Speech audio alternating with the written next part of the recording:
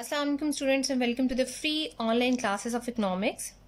Today we will talk about law of equimarginal utility यानी कानूने Mousavi अफादा मुख्ततम. ठीक है, equi means equal, marginal utility मतलब मुख्ततम अफादा. ठीक है, so law of equi marginal utility आज हम डिस्कस करेंगे.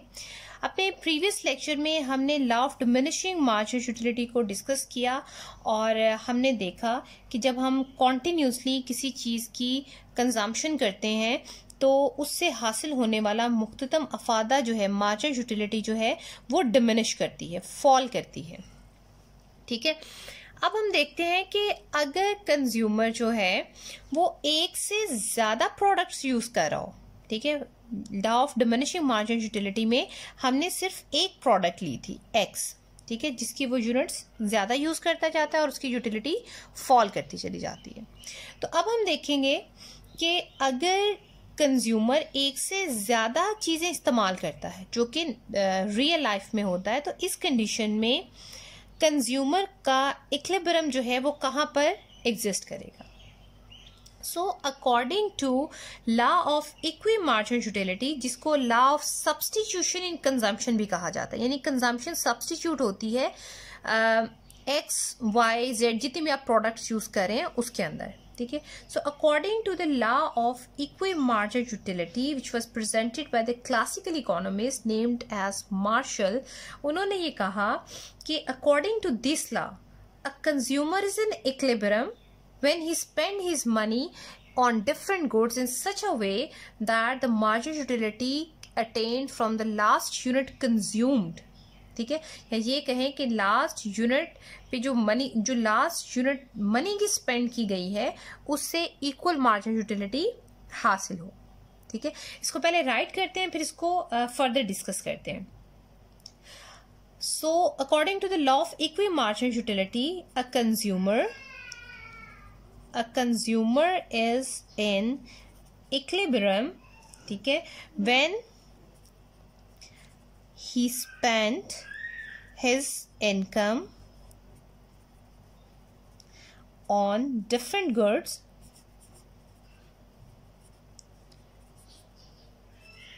in such a way or in such a manner that the marginal utility of last unit or last unit of money spent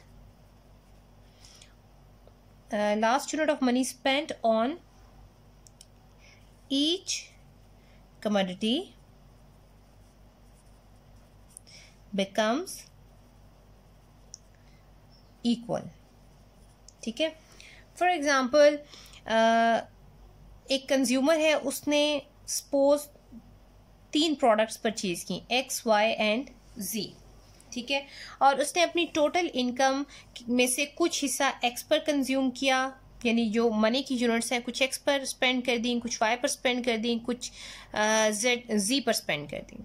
ठीक है, तो जो लास्ट मनी उसने spend की, for example उसने 3 यूनिट्स ऑफ मनी एक्स पर spend की, 4 units of money उसने वाई पर स्पेंड की और 1 यूनिट उसने जी पर स्पेंड की. ठीक है, तो 3rd यूनिट से जो मार्जिनल यूटिलिटी ऑफ एक्स हासिल होगी और 4th यूनिट से जो मार्जिनल यूटिलिटी ऑफ वाई और 1st यूनिट से मार्जिनल यूटिलिटी ऑफ जेड जो हासिल होगी, दैट शुड बी इक्वल. अगर ये इक्वालिटी एग्जिस्ट करती है तो कंज्यूमर इक्विलिब्रियम में होगा, otherwise there is disequilibrium. So a consumer is in equilibrium. सारिफ को उस वक्त तवाज़न हासिल होगा when he spent his income on different goods like X, Y and Z in such a way, यानी इस तरीके से स्पेंड करेगा कि marginal utility of last unit of money spent on each commodity becomes equal. ठीक है, आप देखिए आखिरी यूनिट 3 थी, यहाँ पर आखिरी यूनिट 4 थी और यहाँ पर आखिरी यूनिट 1 थी. इन तीनों से जो हमें अफादा हासिल होगा अगर वो बराबर है तो कंज्यूमर को इक्विलिब्रियम हासिल होगा, अदरवाइज डिसइक्विलिब्रियम एग्जिस्ट करेगा. ठीक है, अब इस इक्वालिटी के साथ हमने ये भी चेक करना है कि क्या टोटल यूटिलिटी मैक्सिमाइज हो रही है या नहीं हो रही, क्योंकि हमने इंट्रोडक्शन में जब कंज्यूमर बिहेवियर का स्टडी किया था तो वहां पर हमने कहा था कि कंज्यूमर का जो ऑब्जेक्टिव होता है that is to maximize the total utility. ठीक है, तो टोटल यूटिलिटी अगर इस कंडीशन के साथ टोटल यूटिलिटी मैक्सिमम है then consumer is in equilibrium. ठीक है, तो इसको एक्सप्लेन करने के लिए हम एक स्केड्यूल बनाते हैं और फिर एक डायग्राम बनाएंगे to explain the concept, to clarify the concept. Okay, schedule में मैं वही वैल्यूज यूज करूंगी जो आपकी बुक में है ताकि आप लोगों को अंडरस्टैंड करना जो है वो आसान हो। वी सपोज कि कंज्यूमर ने दो चीजें जो हैं उन पर स्पेंड किया, one good is X and the second one is Y. अब there is also assumed that the consumer has the money units as 5। ठीक है, या उसके पास जो इनकम है that is equal to 5 units of money. It could be 5,000, it could be 5 lakh, कुछ भी। ठीक है, so we take 5 units of money, 5 units. So we write 5 units here, 1, 2, 3, 4 and 5. ठीक है, ये यहाँ पर Q जो है that is equal two units of money. तो आप इसको थोड़ा सा अगर डिफ्रेंशिएट करना चाहें तो you can write it as I, units of income. तो अगर कंज्यूमर फर्स्ट यूनिट यूज करता है, स्पेंड करता है X पर, ठीक है, टोटल उसके पास 5 है, ये उसकी स्कार्सिटी ऑफ रिसोर्सेज है, लिमिटेड रिसोर्सेज है। ठीक है, तो यहां पर फर्स्ट यूनिट से जो उसको यूटिलिटी हासिल हो रही है that is equal to 16। Second से जो हासिल हो रही है that is 12, then 10, then 8 and then 6। ठीक है, law of diminishing margin utility exist करता है। ठीक है, इसी तरह से if it spend on y then marginal utilities will be 14, 10, 6, 4 and 2। ठीक है, अब यहां पर इक्विलिब्रियम कंडीशन को फाइंड आउट करने के लिए हम 5 यूनिट्स ऑफ मनी के डिफरेंट कॉम्बिनेशंस बनाएंगे। ठीक है, फॉर एग्जांपल हम सपोज करते हैं कि कंज्यूमर जो है अगर 5 यूनिट्स स्पेंड कर दे ऑन X तो उसके पास Y पे स्पेंड करने के लिए कुछ भी नहीं होगा। यानी if consumer choose this selection तो यहां पर जो टोटल यूटिलिटी होगी that will be equal to 16 plus 12 plus 10 plus 8 plus 6। ठीक है, ये आ गई total utility from this pair. और इसके साथ अगर कंज्यूमर X की कोई भी यूनिट परचेज नहीं करता जबकि सारे के सारे जो मनी यूनिट्स हैं वो Y पर स्पेंड करता है तो इस कंडीशन में जो टोटल यूटिलिटी होगी that will be equal to 14 plus 10 plus 6 plus 4 plus 2। तो अगर अब हम यहां से टोटल यूटिलिटी काउंट करें तो 16 प्लस 12, 10, 8 एंड 6 इनको सम अप करने से you will get about 52 units of utility. यानी जो यूटिलिटी आपको हासिल हुई दैट इज इक्वल टू 52। और अगर आप सारी की सारी कंज्यूमर जो है वो स्पेंड कर देता है अपनी कंजम्पशन ऑन वाई, सारे उसने यूनिट्स रुपीस जो मनी यूनिट्स थे वो स्पेंड कर दिए वाई पर, तो उसकी टोटल यूटिलिटी आ गई 36। That is the first condition. ठीक है, सेकेंडली हम ये देखते हैं कि कंज्यूमर 4 ऑन X स्पेंड कर रहा है जबकि 1 ऑन Y स्पेंड करता है। तो इस कंडीशन में टोटल यूटिलिटी क्या होगी? Total utility from X, total utility from Y। ठीक है, utility from X and total utility from Y। तो 4 यूनिट्स Y की 16, 12, 10 एंड 8। तो total utility will be 16 plus 12 plus 10 plus 8। So that will be equal to 46। जबकि Y से हासिल होने वाली Y पे वो एक ही स्पेंड कर रहा है तो फर्स्ट यूनिट की यूटिलिटी आ गई 14। तो इस सिलेक्शन से जो टोटल यूटिलिटी उसको हासिल हो रही है that is equal to 46 plus 14। ठीक है, तो अगर आप इनको सम अप करें so that will be equal to 60। अब टोटल यूटिलिटी तो काफी ज्यादा है, लेकिन यहां पर x पर जो लास्ट यूनिट कंज्यूम हो रही है और y पर जो लास्ट यूनिट स्पेंड की जा रही है, इनकी marginal utility of x is not equal to marginal utility on the marginal utility of money unit on y। ये इक्वल नहीं है, so that pair couldn't be the equilibrium pair या इक्विलिब्रियम सिलेक्शन।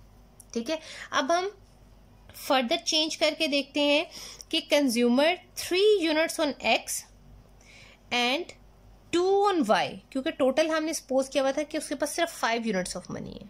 ठीक है, तो अगर वो ये सिलेक्शन करता है, अपनी मनी को इस तरह से स्पेंड करता है कि 3 x पर स्पेंड कर रहा है, 2 y पर स्पेंड कर रहा है, तो इस कंडीशन में जो टोटल यूटिलिटी फ्रॉम x होगी that is 16, 12 and 10। 16 plus 12 plus 10, so इस कंडीशन में you will get 38 the total utility from x, और जो y से टोटल यूटिलिटी हासिल होगी that will be equal to 14 plus 10। 2 units हैं तो पहली और दूसरी, तो टोटल आ गया 24। तो इससे जो यूटिलिटी उसको हासिल हुई that is equal to 38 plus 24। ठीक है, तो ये आपके पास आ जाएगी 62। अब यहां देखें कि जो टोटल यूटिलिटी है, ठीक है, दैट इज ग्रेटर, वो पहले से ज्यादा है। तो अगर हम टोटल यूटिलिटी के पॉइंट ऑफ व्यू से देखें तो यहां पर टोटल यूटिलिटी जो है वो ज्यादा है, इंक्रीज है, तो ये इससे बेटर पॉइंट है। अब हम मार्जिनल यूटिलिटी की तरफ आते हैं। जो तीसरी यूनिट स्पेंड की, यानी आखिरी यूनिट जो स्पेंड की x पर, उससे हासिल होने वाली मार्जिनल यूटिलिटी 10, और जो y पर स्पेंड करने से हासिल हुई दैट इज ऑल्सो 10। तो यहां पर marginal utility of x is equal to marginal utility of money unit on y, दोनों इक्वल है। अब यहां पर दोनों कंडीशन सेटिस्फाई हो रही हैं या नहीं हो रही, उसके लिए हमें एक और पेयर चेक करना पड़ेगा कि क्या इसके अलावा कोई ऐसा कॉम्बिनेशन तो नहीं जिसपे टोटल यूटिलिटी मजीद इंक्रीज हो रही हो। तो उसके लिए हम एक न्यू कॉम्बिनेशन बनाएंगे। पहले वो 3 स्पेंड कर रहा था, अब 2 on x and 3 on y। ठीक है, तो इस कंडीशन में total utility from x is equal to 16 plus 12 that is equal to 28, और total utility on y will be equal to 14 plus 10 plus 8। ठीक है, तो that will be equal to 32। ठीक है, तो 28 प्लस 32, तो that will be equal to 60। और यहां पर देखें कि जो मार्जिनल यूटिलिटीज हैं वो भी इक्वलाइज नहीं है, तो टोटल यूटिलिटी में इजाफा नहीं हुआ। Hence from this calculation we have concluded कि अगर कंज्यूमर अपने इनकम को इस तरीके से स्पेंड करे कि 3 यूनिट्स वो x पर स्पेंड करे और 2 यूनिट्स y की कंजम्पशन पर स्पेंड करे, तो इस स्पेंडिंग डिसीजन से उसके पास टोटल यूटिलिटी मैक्सिमाइज हो जाती है, जबकि marginal utility of last money unit spend जो है वो भी इक्वलाइज हो जाती है। So according to this the consumer equilibrium exist when it spend 3 units on x and 2 units on y। तो ये इक्विलिब्रियम आ गया। ठीक है, अब इसको हम डायग्रामेटिकली देखते हैं। Okay, marginal utility of x and marginal utility the money spent on y, और यहाँ पर आ गया आपके पास यूनिट्स। अब अच्छा, एक और बात कि मैं दोनों यूटिलिटी फंक्शंस एक ही पैनल में ड्रॉ करूंगी। ठीक है, आप इसको अलग अलग भी ड्रॉ कर सकते हैं, आप इनको सेपरेट जो है वो भी ड्रॉ कर सकते हैं, जॉइंट कोऑर्डिनेट्स में भी ड्रॉ कर सकते हैं, इट ऑल डिपेंड्स ऑन, तो जैसे आपको इजी लगे आप उस तरह से कंस्ट्रक्ट कर सकते हैं। सो मैं यूनिट्स लेते हैं एक्स एक्सिस पर 1 2 3 4 एंड 5, ठीक है 5 यूनिट्स ले ली हमने एक्स के ऊपर। यूटिलिटी जो है दैट इज 2 4 6 8 10 12 14 एंड 16 हमारे पास मैक्सिमम वैल्यू थी, ठीक है। पहले हम marginal utility of X draw करेंगे, then we draw the marginal utility of Y. अच्छा जनाब, ये हमने कर्व्स ड्रॉ किए, that is curve marginal utility of Y and that is marginal utility of X, ठीक है। अब यहाँ पर हमने स्केड्यूल में प्रूव किया कि there is an equilibrium when consumer spend 3 units of money on x and 2 units of money on y, ठीक है। तो ये उसका इक्विलिब्रियम होगा, ठीक है। सो जब वो 3 यूनिट्स एक्स पर स्पेंड कर रहे हैं तो उसकी मार्जिनल यूटिलिटी 10 है। जब वो 2 यूनिट्स वाई पर स्पेंड कर रहे हैं तब उसकी मार्जिनल यूटिलिटी जो है वो 10 है। So that is the point of equilibrium, ठीक है। इस पर marginal utility of x is equal to marginal utility from y, ठीक है। जबकि हमने देखा कि इसके साथ जो टोटल यूटिलिटी थी दैट इज मैक्सिमम एट 62। अब यहां से हम एक शिफ्ट क्रिएट करके देखते हैं, ठीक है, कि अगर if consumer spend 4 units on x, यानी 3 से 4 पर अगर वो मूव करता है, तो इस कंडीशन में अब जो कंज्यूमर की जो गेन किया है उसने, that is from point E two point A, ये आ गया उसका गेन, जो उसको फायदा हुआ है, गेन, ठीक है। तो that area is added to the utility of